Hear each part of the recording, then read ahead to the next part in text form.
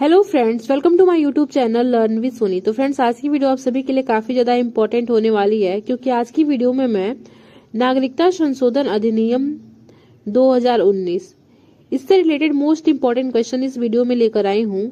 मैंने आपके लिए सभी क्वेश्चन सेलेक्टेड और इम्पोर्टेंट लिया है, तो अगर आप किसी भी एग्जाम की तैयारी करते हो तो ये वीडियो आपके लिए काफी ज्यादा यूजफुल होने वाला है। तो वीडियो को पूरा ध्यान से और एंड तक जरूर देखिएगा। और लास्ट में एक क्वेश्चन का टेस्ट भी रखा है मैंने आप सभी लोगों के लिए, जिसका आंसर आपको कमेंट बॉक्स में बताना है। आपको बता दो फ्रेंड्स, ये टॉपिक कितना ज्यादा इम्पोर्टेंट है कि इस टॉपिक से जो है वो 1 से 2 क्वेश्चन आपके एग्जाम में आपको जरूर देखने को मिलेंगे। तो इसलिए वीडियो को पूरा ध्यान से और एंड तक जरूर देखिएगा। तो चलिए स्टार्ट करते हैं वीडियो को। वीडियो स्टार्ट करने से पहले मैं आपको डिटेल में थोड़ा बता देती हूँ कि नागरिकता संशोधन अधिनियम क्या होता है। ठीक है, नागरिकता संशोधन अधिनियम यानी कि जिसे CAA बोलते हैं, तो इसके बारे में कुछ मैं आपको बता देती हूँ। नागरिकता संशोधन अधिनियम के लागू होने पर 3 पड़ोसी मुस्लिम देश यानी कि पाकिस्तान, बांग्लादेश और अफगानिस्तान के आए उन लोगों को भारत की नागरिकता मिल जाएगी जो दिसंबर 2014 तक जो है वो किसी न किसी प्रताड़ना का शिकार होकर भारत आए। इसमें गैर मुस्लिम माइनॉरिटी हिंदू, सिख, बौद्ध, जैन, पारसी और ईसाई शामिल हैं। पिछले कानून के मुताबिक किसी भी व्यक्ति को भारतीय नागरिकता लेने के लिए कम से कम 11 साल भारत में रहना अनिवार्य था, लेकिन नए कानून 2014 के बाद जो है वो आने वाले व्यक्ति को लगातार 6 वर्षों तक भारत में रहना अनिवार्य होगा, तभी उसे जो है वो भारत की नागरिकता दी जाएगी। ठीक है, और जो व्यक्ति अभी अभी भारत आया है उसे 5 वर्षों तक भारत में रहना होगा। ठीक है, इससे पहले जो है वो यह प्रावधान 11 वर्षों का था, जिसे कम करके अब 5 वर्षों का कर दिया गया है। यानी कि 5 वर्ष अगर आप भारत में रहे हैं, किसी दूसरे देश से हैं, लेकिन अगर आप 5 वर्ष लगातार भारत में रह गए हैं तो आपको भारत की नागरिकता दी जाएगी। अगला क्वेश्चन है, CAA का पूर्ण रूप क्या होता है? तो क्या होता है CAA का पूर्ण रूप? तो इसका करेक्ट आंसर हो जाएगा आपका ऑप्शन नंबर C, उपयुक्त दोनों। यानी कि आपका नागरिकता संशोधन कानून भी होगा और सिटीजन अमेंडमेंट एक्ट भी होगा। हिंदी में इसका फुल फॉर्म होता है नागरिकता संशोधन कानून, यानी कि आपका ऑप्शन नंबर B, और इंग्लिश में होता है सिटीजन अमेंडमेंट एक्ट। ठीक है, तो दोनों जो है वो करेक्ट हो जाएगा।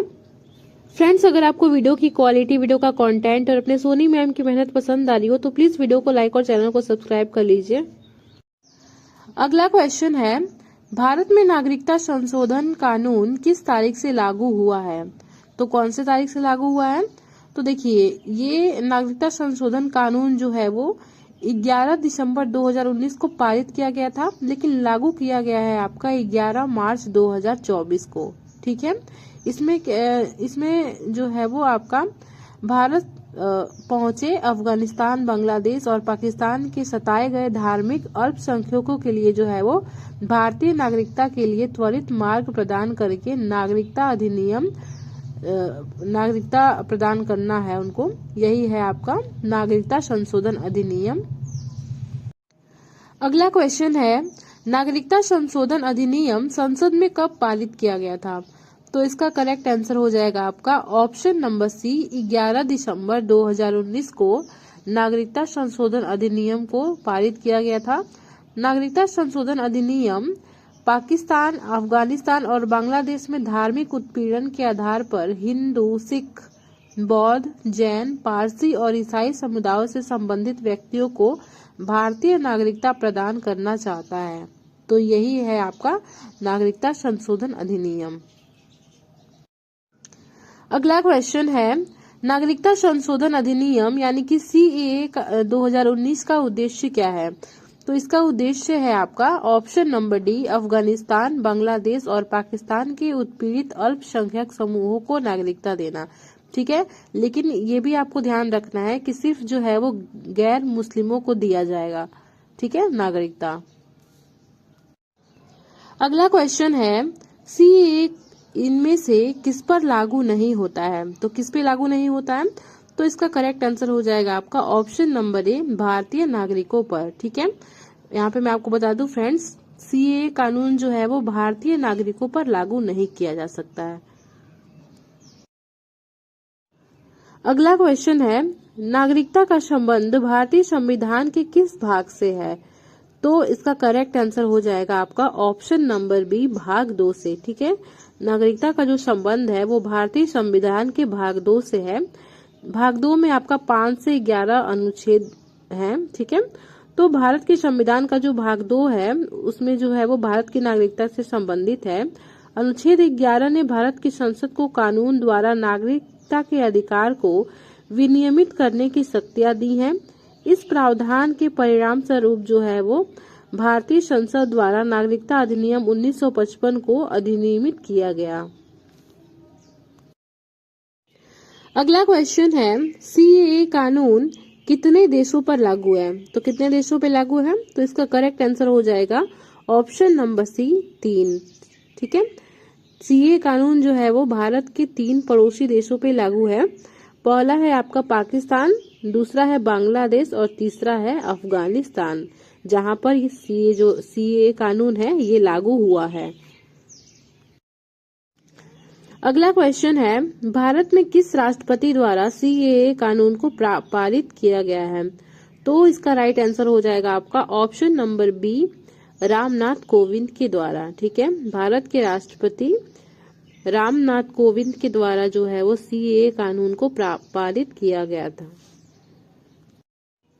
नेक्स्ट क्वेश्चन है, सीएए कानून को संविधान के किस अनुसूची के तहत आने वाले 4 राज्यों में लागू नहीं किया गया है?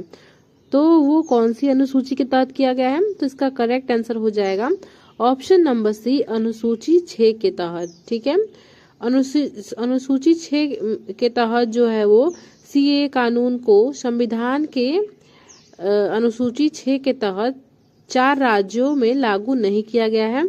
ठीक है, अनुसूची में शामिल राज्य कौन कौन से हैं? तो पहला है आपका असम, दूसरा है त्रिपुरा, तीसरा है आपका मेघालय और चौथा है मिजोरम।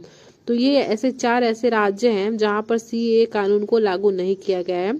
इसके अलावा इनर लाइन परमिट वाले जैसे राज्य हैं जैसे कि अरुणाचल प्रदेश, नागालैंड, मिजोरम, मणिपुर, उसमें भी जो है वो आपका सीएए कानून को लागू नहीं किया गया है। नेक्स्ट क्वेश्चन है, नागरिकता संशोधन अधिनियम 2019 के तहत भारतीय नागरिकता के लिए भारत में लगातार 11 वर्ष रहने की सीमा को घटाकर कितने वर्ष कर दिया गया है? ठीक है, तो इसका राइट आंसर हो जाएगा ऑप्शन नंबर सी, 5 वर्ष। ठीक है, नागरिकता संशोधन अधिनियम 2019 के तहत भारत का नागरिक जिसे बनने के लिए ना पहले 11 साल आपको लगातार भारत में रहना होता था, तब जाके आपको भारत का नागरिकता मिलता था। लेकिन अब ना 11 वर्ष से कम करके जो उसकी सीमा है उसको 5 वर्ष कर दिया गया है। यानी कि अगर आप 5 साल से अगर आप भारत में हैं तो आप जो है वो भारत के नागरिकता के लिए हकदार हो सकते हैं। अगला क्वेश्चन है, एनआरसी का पूर्ण रूप क्या होता है? तो क्या होता है एनआरसी का पूर्ण रूप? तो इसका पूर्ण रूप होता है आपका option number C, national register, यहाँ पे का के जगह पे ऑफ होगा, नेशनल रजिस्टर ऑफ सिटीजन्स। यहाँ पे मिस्टेक हो गया है, यहाँ पे आप लोग सही कर लीजिएगा। नेशनल रजिस्टर ऑफ सिटीजन्स जो है वो एनआरसी का पूर्ण रूप होता है। एनआरसी को हिंदी में राष्ट्रीय नागरिकता रजिस्टर कहते हैं। इसके जरिए देश में अवैध रूप से रह रहे प्रवासियों की पहचान की जाती है। इसके लिए लोगों से पहचान के दस्तावेज मांगे जाते हैं और ये हाल ही में जो है वो एनआरसी जो है वो असम में लागू हुआ है।